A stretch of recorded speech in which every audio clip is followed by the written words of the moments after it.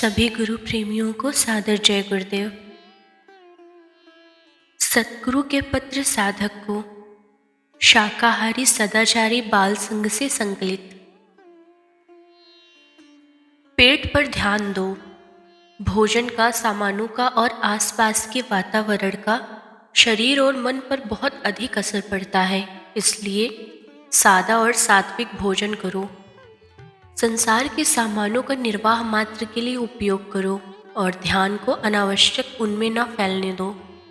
परमार्थ के रास्ते पर चलने के लिए इन बातों पर ध्यान देना जरूरी है।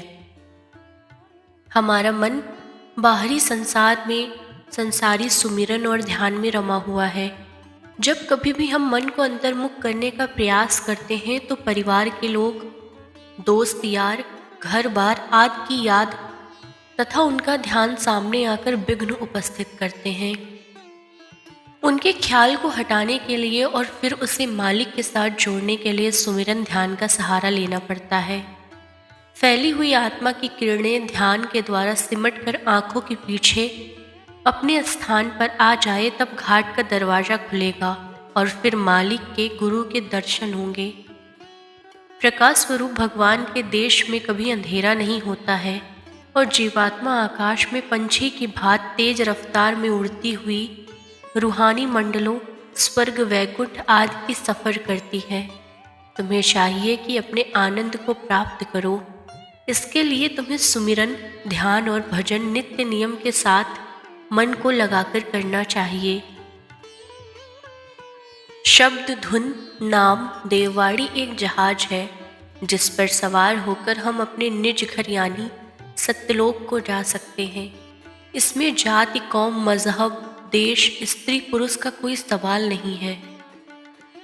यह अपनी भीतरी शक्तियों को जागृत करने का अभ्यास है। धीरे धीरे हमारी आत्मा जब नाम को यानी शब्द, धुन को पकड़ेगी तो शरीर रूपी पिंजरे से बाहर निकलेगी और इसे छोड़ देगी। इसी को जीते जी मरना कहते हैं। शरीर के 9 द्वार हैं जिनके द्वारा आत्मा शरीर से संपर्क रखती है। आत्मा इन द्वारों को बंद करके अपने ध्यान को तीसरे दिल में स्थित करना सीखती है। फिर वो आसमान के ऊपर उच्च मंडलों, स्वर्ग, वैकुंठ आदि की सैर करना शुरू करती है। जब आत्मा तुरिया पद में पहुंच जाती है तब मन, इंद्रियां, काम, क्रोध, लोभ, मोह और अहंकार सभी वश में आ जाते हैं। आप नियमित रूप से भजन, सुमिरन, ध्यान करते चलें। धीरे धीरे मन जब रुकने लगेगा तब गुरु की दया का परिचय अंतर में मिलेगा। जो पिछले जन्मों में तुमने किया है उन्हीं के अनुसार कर्मों के फल आशाओं और इच्छाओं के रूप में प्रकट होते हैं। उन्हीं इच्छाओं और आशाओं के प्रभाव में तुम्हारे जीवन में कार्य हो रहा है। प्रकृति इसे प्रारब्ध को ललाट, हाथ, पांव पर अंकित करती है। हस्तरेखा देखने वाले हाथों के चिन्हों द्वारा भाग्य को बताते हैं। मस्तिष्क विज्ञान वाले सिर के ढांचे द्वारा जीवन को आंकते हैं। ज्योतिषी जन्म के समय ग्रहों के स्थान द्वारा भविष्य बताते हैं। तुम्हें इन सब बातों में नहीं पड़ना चाहिए। सब कुछ गुरु के हवाले करके भजन में लग जाओ। गुरु समर्थ होते हैं और जैसे जीव का हित होगा उसी के अनुसार दया करते हैं। इसलिए आत्म कल्याण का लक्ष्य रखो तो दया का परिचय मिलता चलेगा। संसार की तरफ से ध्यान को एक बारगी हटाना आसान काम नहीं है। ध्यान का संबंध तोड़ने का काम धीरे धीरे होता है। पुरानी आदतें हमेशा प्रकृति बन जाती है। नई आदत डालने में समय लगता है। धीरे धीरे और लगातार कोशिश से सफलता प्राप्त होती है। आप जल्दबाजी मत करें। आप जल्दबाजी करोगे तो नुकसान हो सकता है। धीरे धीरे जो काम होगा वह रहमान की तरफ से होगा। जल्दबाजी का काम शैतान की तरफ से होता है। नित्य के अभ्यास से पूर्णतया प्राप्त होती है। आप मन की 1 मिनट के लिए चौकीदारी कीजिए और देखिए कि कौन सी चीज इसे मरकट से दूर करती है। जो वस्तु हमें तीसरे तिल में, जो दोनों आंखों के मध्य में ऊपर है, बाहर रखे, उससे दूर रहना चाहिए और जो वस्तु हमें अंदर ले जाए उसका स्वागत करना चाहिए। हम अगर रोज एक कदम भी चलेंगे तो मंजिल नजदीक होती जाएगी, और वो मंजिल चाहे कितनी भी दूर हो, एक ना एक दिन हम वहां अवश्य पहुंच जाएंगे। धीरे धीरे काम बनेगा और धीरे धीरे स्वभाव बदलेगा, धीरे धीरे रास्ता तय होगा। धैर्य के साथ, लगन के साथ भजन ध्यान नित्य करते चले। मन से जब लड़ाई ठानी है तो हार नहीं मानना चाहिए। यह घाट पर कभी बैठना नहीं चाहता है और सभी जीवों को अपने मरकत से बाहर रखता है। राजा हो, महाराजा हो, आम इंसान हो, सभी लोग तीसरे तिल दोनों आंखों के ऊपर से बाहर दौड़ लगा रहे हैं। योगी, सन्यासी, तपस्वी, ज्ञानीजन सभी मन की भाग दौड़ को रोकने में असफल रहे हैं। जो तुम ध्यान भजन के वक्त लड़ाई लड़ रहे हो, वह मन की निरंकुश दौड़ का ही नतीजा है। यह आत्मा के ऊपर उठने से रोकता है। आत्मा और परमात्मा के बीच मन का ही पर्दा है। मन को वश में करने के लिए नाम, शब्द, धुन का सहारा लेना होगा। शब्द धुन की लहर मन की लहर से ज्यादा सूक्ष्म और प्रबल है। जब तक हमारा ध्यान शब्द धुन को पकड़े रहता है, मन शांत रहता है, और जैसे जैसे हमारी पकड़ इस पर मजबूत होती जाती है, वैसे वैसे हमारी आत्मा भी मजबूत होती जाती है और मन के ऊपर अधिकार कर लेती है। कुछ समय बाद हालत बदल जाती है, फिर मन आत्मा का एक वफादार नौकर बन जाता है। नामदान लेने के बाद भजन ध्यान में आलस नहीं करना चाहिए। दीन गरीबी में रहने से मालिक मिलता है। गरूरों का सिर काला फोड़ता है। गुरु सब प्रकार मालिक है और तुम्हारे पास है।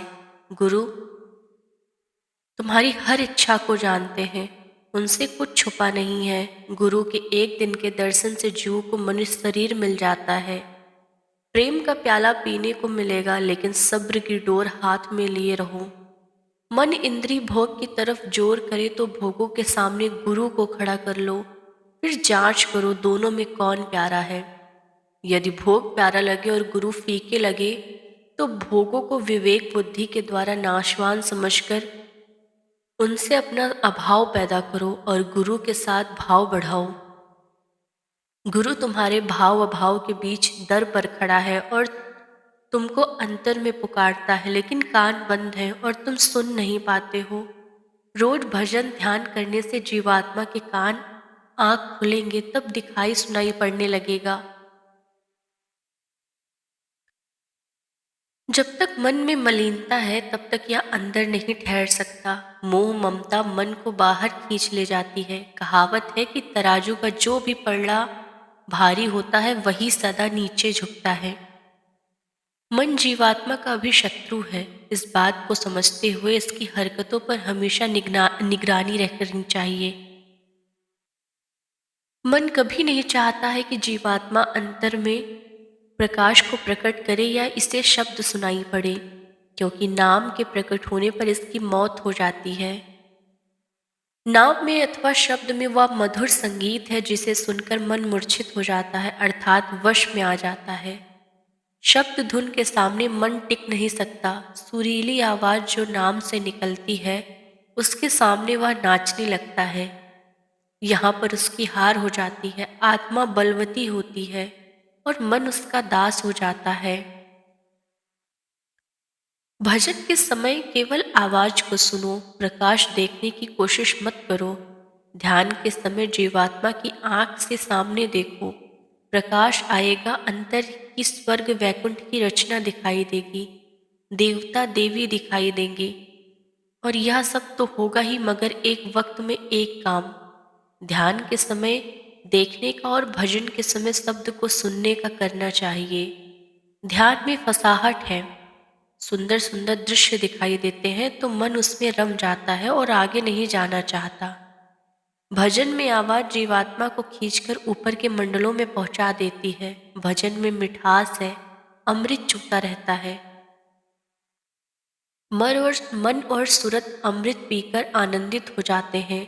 मन अपनी भागदौड़ बंद कर देता है। मन को केवल शब्द ही वश में कर सकता है और किसी चीज से मन वश में नहीं हो सकता, इसलिए महात्माओं ने बराबर भजन पर जोर दिया है।